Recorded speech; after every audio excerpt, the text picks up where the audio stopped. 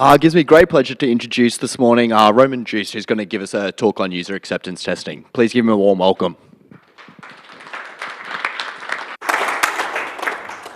Thank you very much for joining me here about my talk about automatic acceptance tests for terminal application. I thought before I get into the core of it, share a little bit how I structured the presentation. And I think in the beginning, it's probably important to know a little bit of context about the project, about the terminology, what I mean with acceptance tests and how they sort of stand out between the other kinds of tests, and the motivation of what made us actually write this kind of test framework. Specifically then, what lessons we've learned and what we've gained. Now, just quickly about me, I live in Brisbane. I've been in the open source world now for almost 20 years, been to conferences for almost 15, and thinking about it, it's actually kind of funny. You can do talks at conferences like for 15 years and you're still nervous. So whoever thinks I'd be too nervous to give talks at conferences, please do, because you'll still be nervous in 15, 20 years' time. I've worked for a while at Red Hat, and the reason why I say that some of the procedures and processes I've learned there basically fed back into what I'm presenting today. So that's kind of important. At the moment, I'm working at an ISP in Brisbane called Superloop on a firewalling appliance.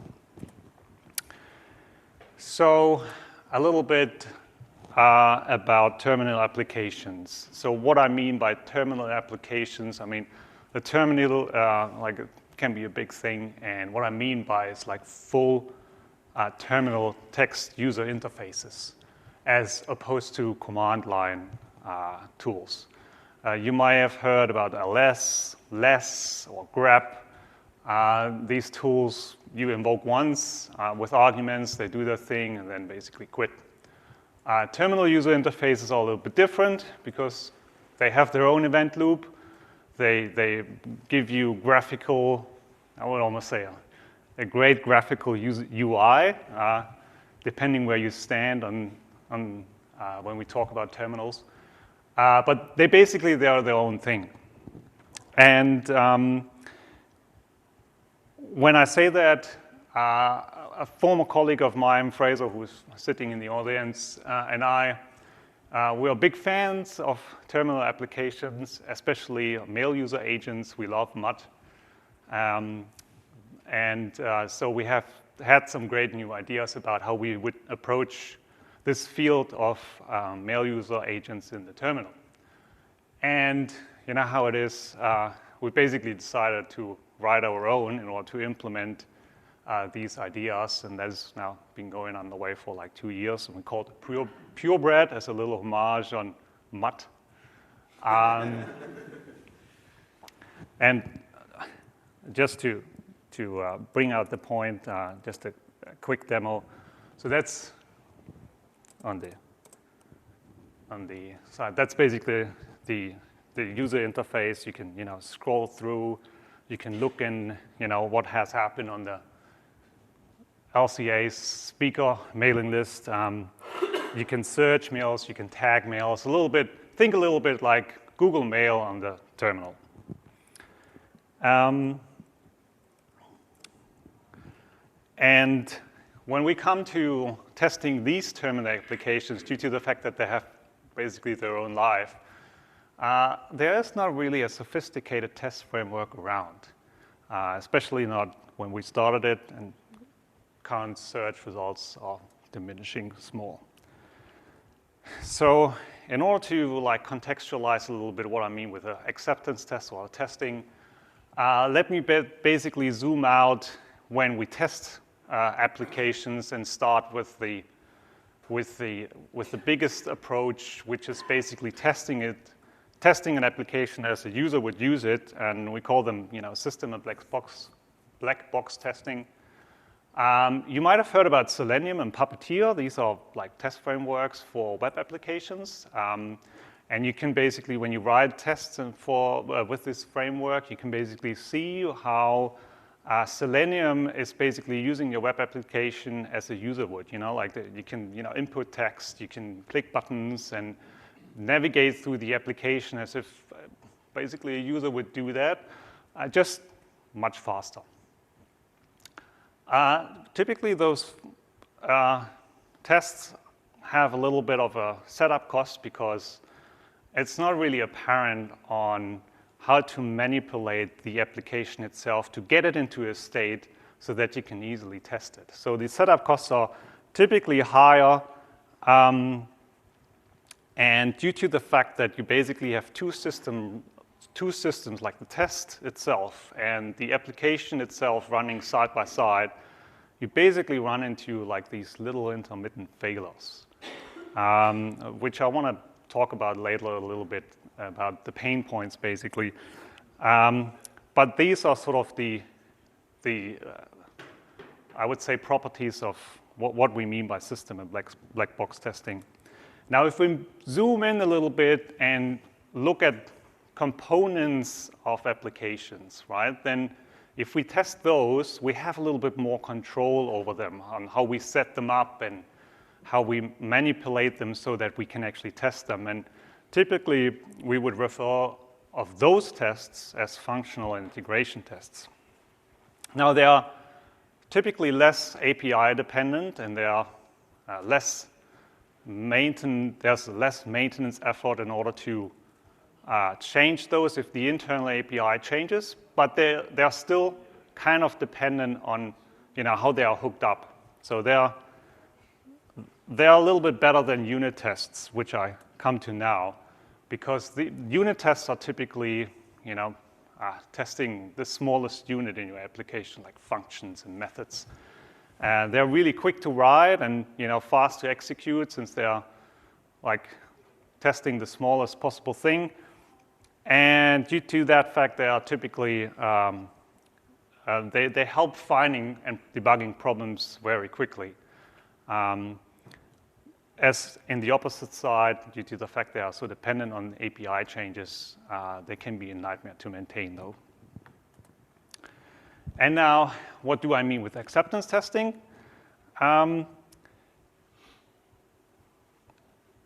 When we start off implementing certain features, we typically come down to saying these features should fulfill a certain requirement. And these requirements can be amalgamated as a list of criteria, right? So like we call them acceptance criteria. And what I mean by acceptance tests is that we want to basically test the application as if a user would be using the application. And you could basically tie this into user stories. So as a system admin, I would like to perform this and this task. And that would be an acceptance criteria for this test. Now, obviously, this can be carried out by any form of unit integration or system test. When I say acceptance testing in this talk, I mean system tests. And when we categorize the testing itself, we also have to look at how the testing is carried out. Just quickly, from my experience, they can be carried out by a human, manually, as well as automated. I certainly have seen, unit tests carried out by humans, as well as being completely automated. There are obviously ups and downs. In my experience, humans are really good at finding like subtle differences and probing applications. They're not really good at, repetitive, work. Whereas like the automated things, they can be, infinitely repeated typically without any problems. And I want to prove my point. So on the left, we have the manual testing. On the right, we have the repetitive automated testing. And I'll let him chew up this melon once again and move on. But I guess you see what I mean with automated versus manual. Now, why would we want to embark on, automatically test our mailer application or terminal applications? Now, as I already indicated, Selenium for the terminal unfortunately doesn't exist. And there is plenty of support if you want to test your command line apps, but there is almost no support when you want to test your your text UI. Now, the typical approach is, well, how about unit testing your terminal application UI? And if you factor out parts of the application, that is kind of straightforward.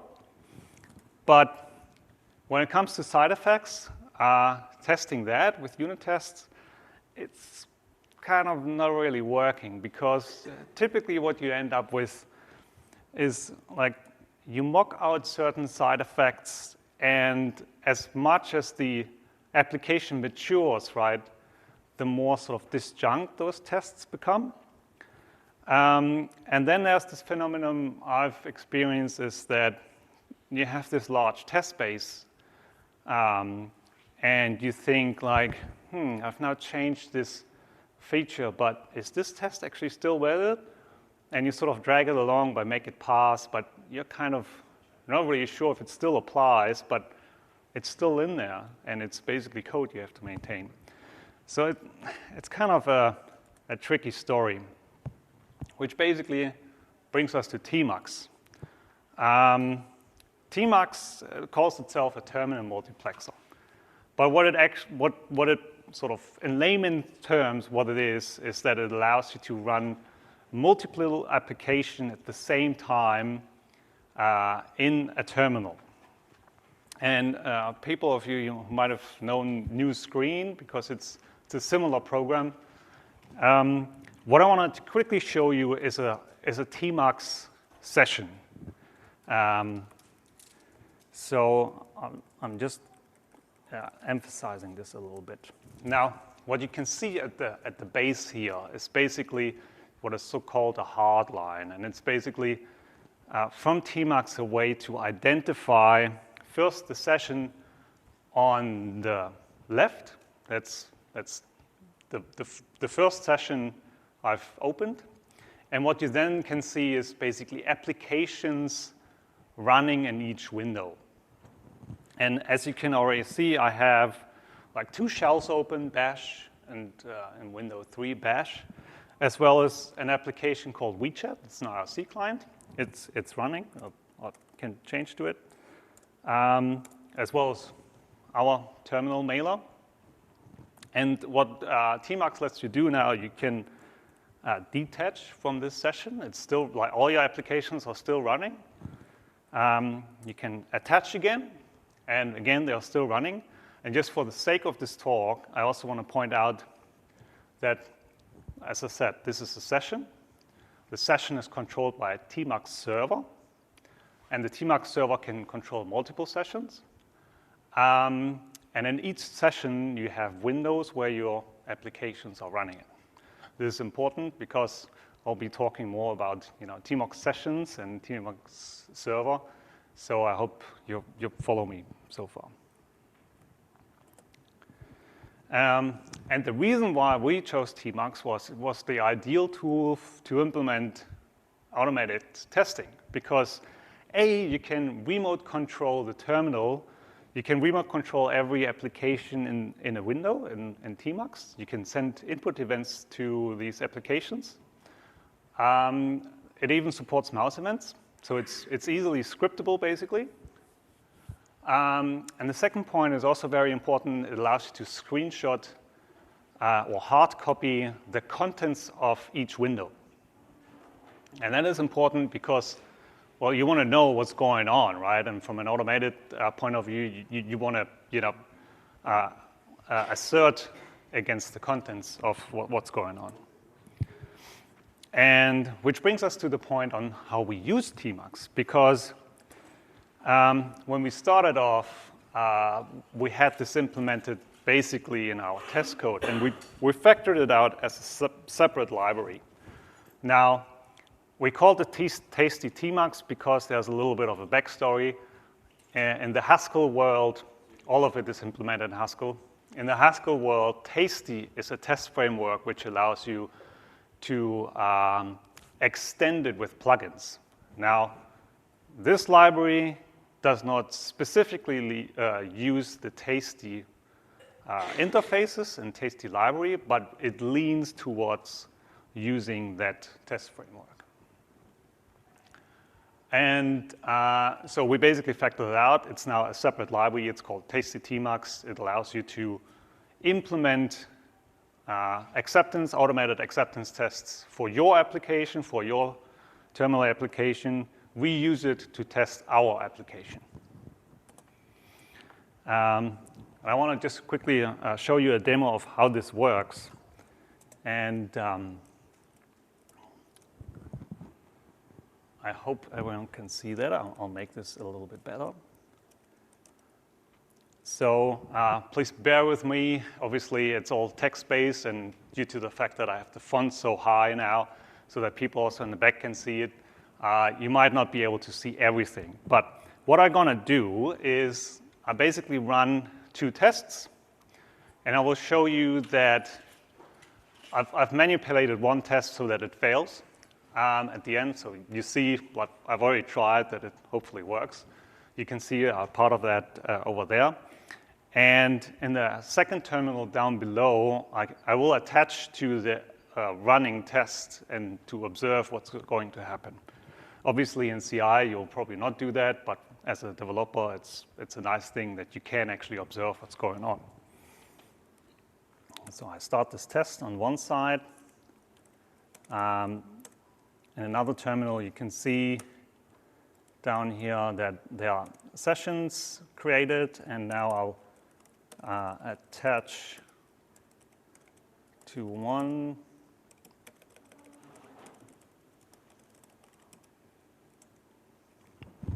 And you can basically now see how the application is tested through the test framework, similar to basically how you would observe Selenium testing your web application.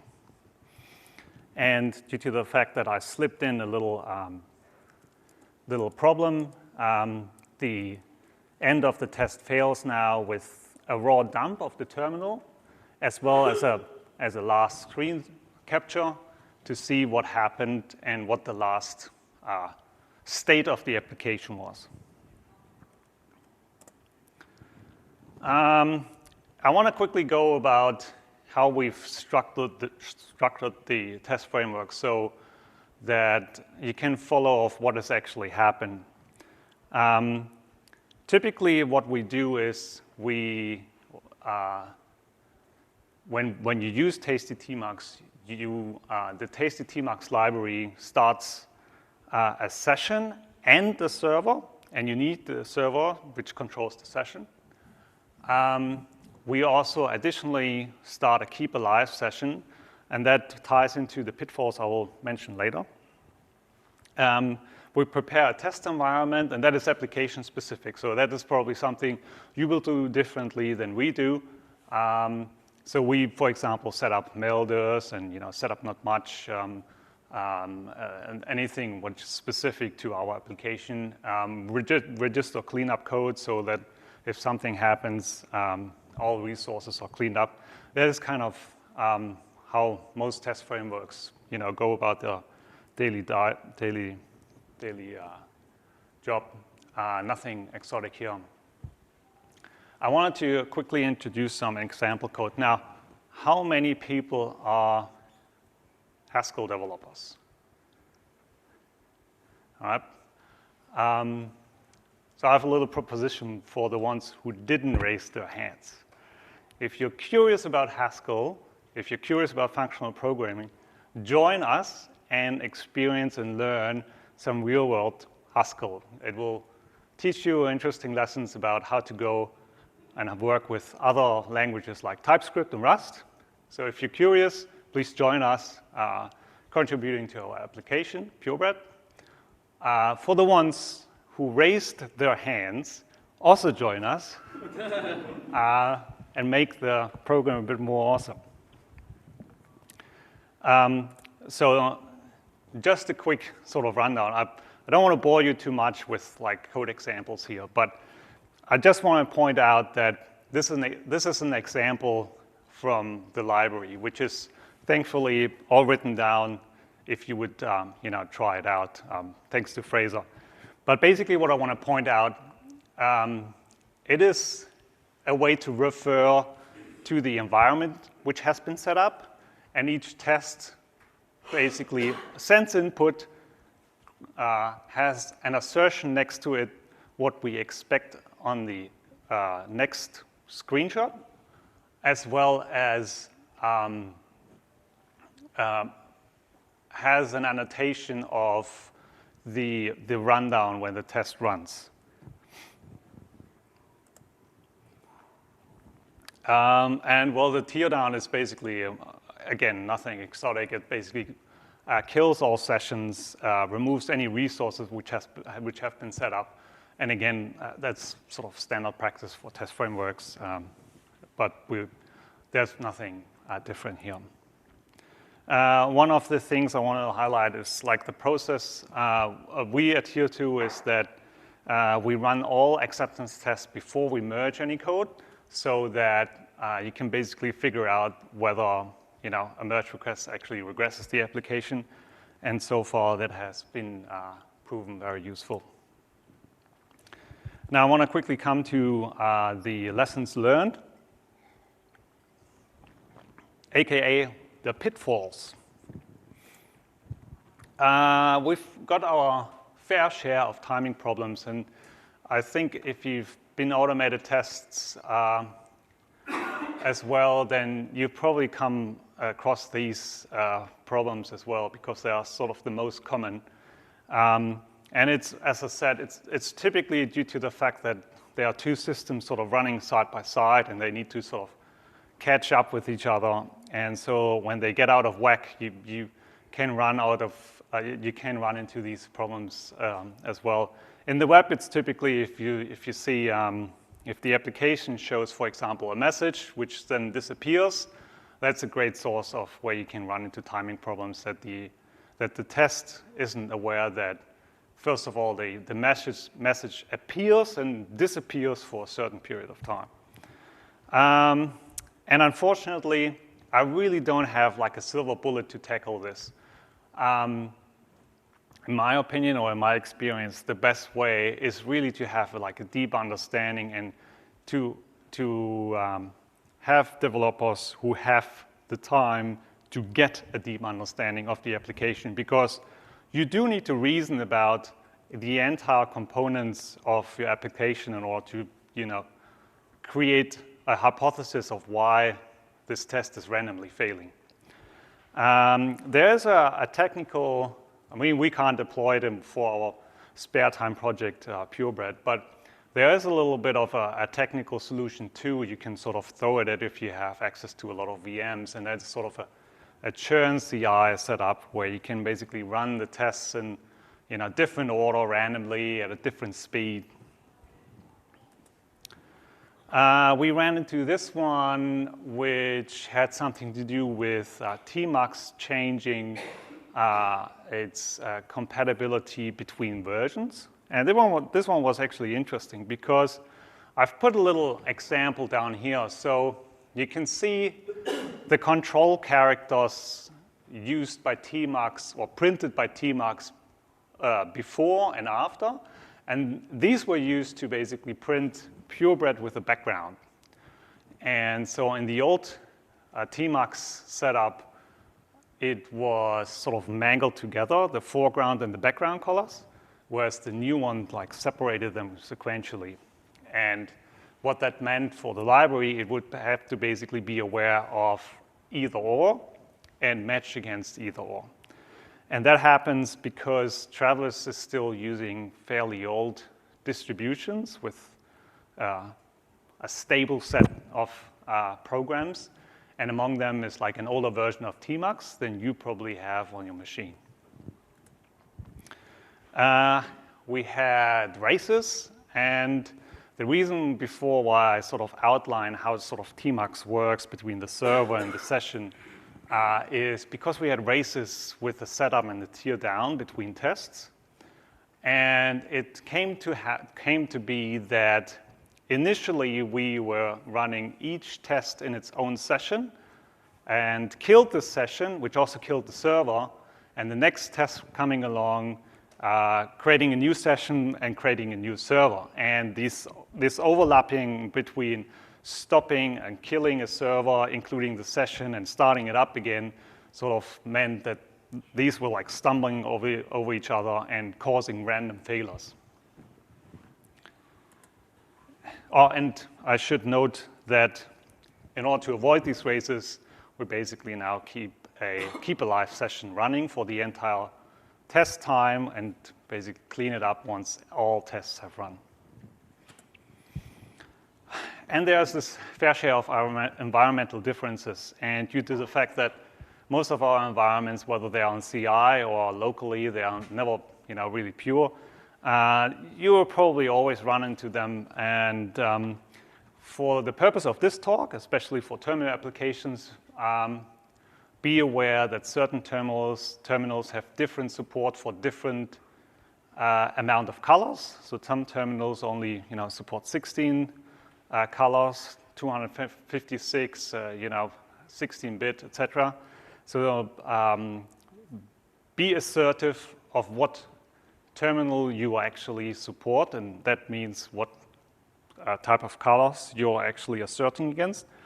Then there's this fair share of environment variables which can, expose certain programs to your test and your application you're maybe not locally aware of.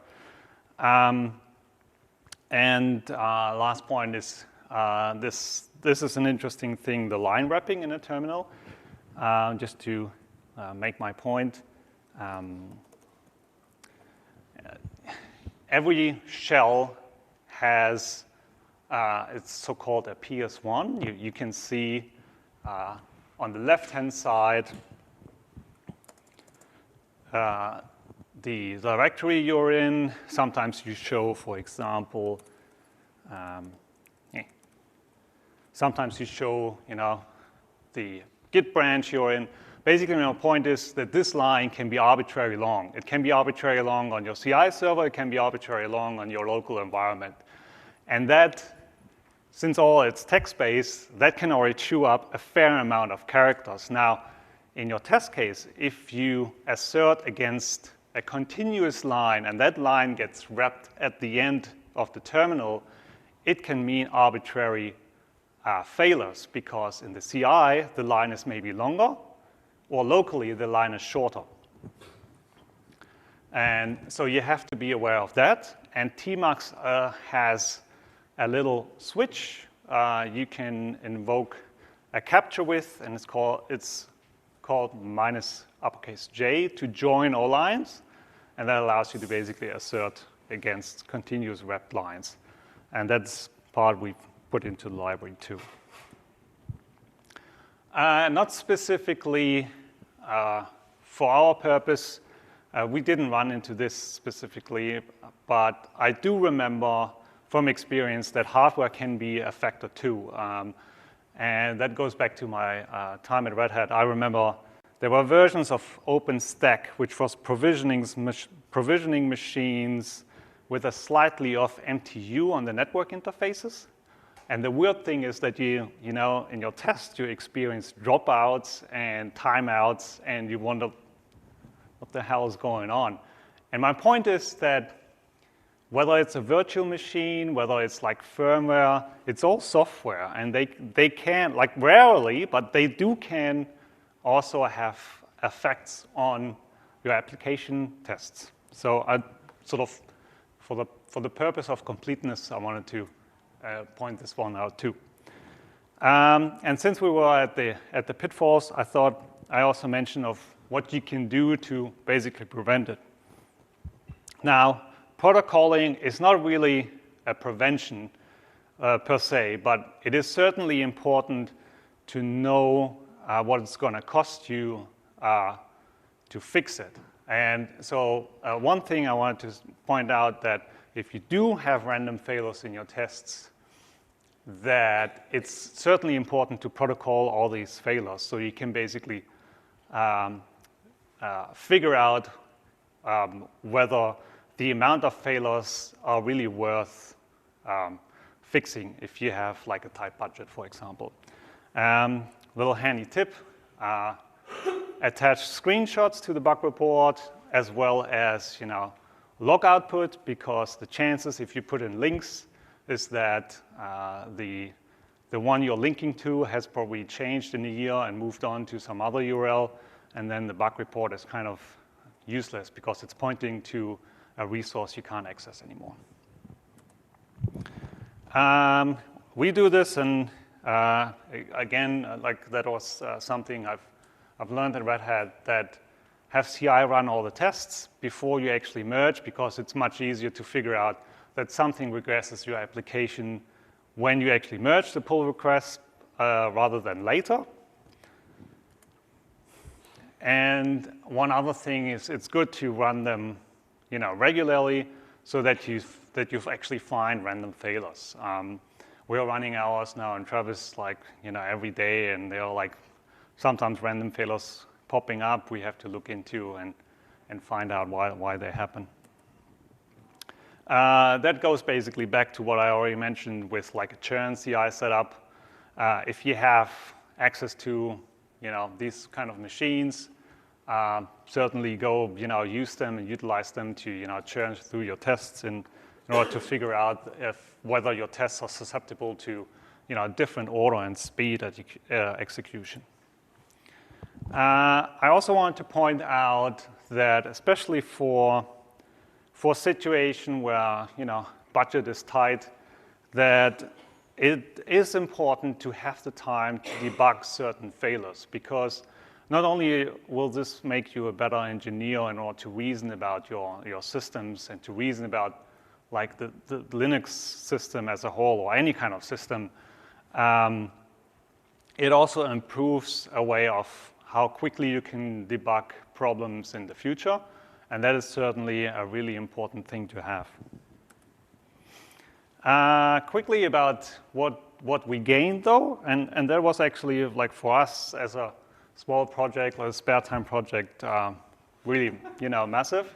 Can basically ship when CI is green, and that ties into that you're confident enough that that the pull request doesn't regress your application. And where this ties into as well is that if you're in a sprint session and you have to estimate some piece of work, knowing that your estimate is probably not influenced by someone else's regression is really good, especially that it makes you confident that your estimate doesn't go out of bands massively, as opposed to patches being merged right and center, and later on you get like the test feedback of maybe they are causing breakage. That is specifically to our acceptance tests, specifically to system tests and black box tests, sorry, that internal changes don't really affect the maintenance of the system tests, because you can still refactor at large. If the feature implemented basically stays the same, well, you expect that it still behaves the same, even if it has like more efficient code. And that's a really nice thing to have. The other thing is that automated acceptance tests can be really fast. And I remember I always had conversations with people, yeah, but they take 4 hours for a mature application, or they, I don't know, take 6 hours. And I mean fast here as compared to what's the alternative, because the typical alternative is we do have testers who test our application, and that can take weeks, right? So you always have to see this in comparison to what the alternative is. And the typical alternatives I'm aware of are not as fast and not as repetitive. And as I already indicated, there are obviously benefits to automation in itself, right? So you can repeat them as often as you want. Automated things can be optimized to be faster, to be more efficient. And yeah, they can be infinitely repeated. We did a little look around of what's out there, called it competitors. There's a little bit of enterprise stuff around. There, I found a library called libTMUX implemented in Python. So if Python folks are out there, they might want to look at that. Some seem to be abandoned. Some seem to be perhaps still maintained. So you've got to judge yourself whether you want to adopt it or not.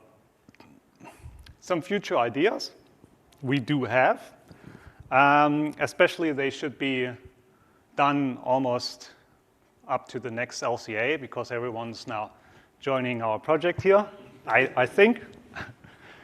Just kidding, but so we have some ideas about, at the moment we use regexes and they behave differently because they follow different implementations, and that is kind of a yucky thing. An optimization idea is that to run all tests in parallel would be really good. And one thing I was thinking of was that at the moment we are basically snapshotting the terminal sort of every X milliseconds and sort of pull the state. And I wonder if there's not a better way to reliably figure out if the terminal has been repainted. I'm aware there's some kind of way to monitor the terminal from TMUX, but I'm not sure if that is really a good way to figure out if the terminal has been repainted. Quick some references. The top link is the link you want to go contributing and learning about Haskell, obviously. Second link is our library. Please join plenty. There is a thing when we were talking about acceptance tests, there is a thing about behavior-driven development. You might have heard about Cucumber. It's a bit of a, I would say it's become a little bit of an enterprise thing that you basically write a story down, and it's something you can give your manager who understands the story.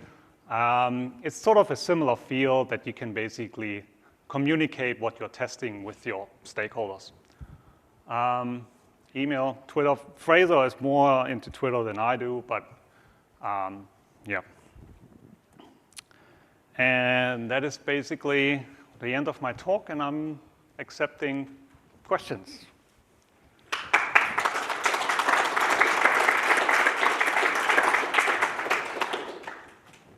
I just wanted to quickly say thank you to Fraser, who helped me a lot putting that talk together, and also helped me a lot learning about Haskell and mentoring me through the entire time. And basically, I want to play it forward. Whoever wants to join, as you can hear, we're desperate for contributors.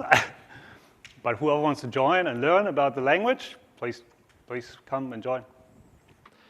One question, because you were talking about regexes and those problems, is there anything like text finite state machine in Haskell? I'm not specifically aware of. Fraser, are you aware of? Is it a library or? It's certainly something to look into, especially if we think about, have a better representation of what the terminal looks like and how we assert certain expectations against the terminal. So there's definitely room for improvement. Guess, thank you all for coming. Oh, no, there's one. Say, could you test, instead of using regexes, using something like parsec? Oh, hello. Let's say, would it be a bit more reliable to test with something like parsec or happy instead of regex? Like we had this idea too that maybe it would make sense to pass the output into sort of a representation and have a possibility to assert against that, which would probably provide a much richer way of expressing yourself against what you're expecting. So like build a DOM. Something like a DOM or something like that. I was thinking you're going to, when can we see CSS selectors? Yeah. Well, it depends on whoever's joining us, you know. All right. I'd just like to encourage everyone to give another thank you to Roman, and as appreciation, there's that one there as well. Thank you.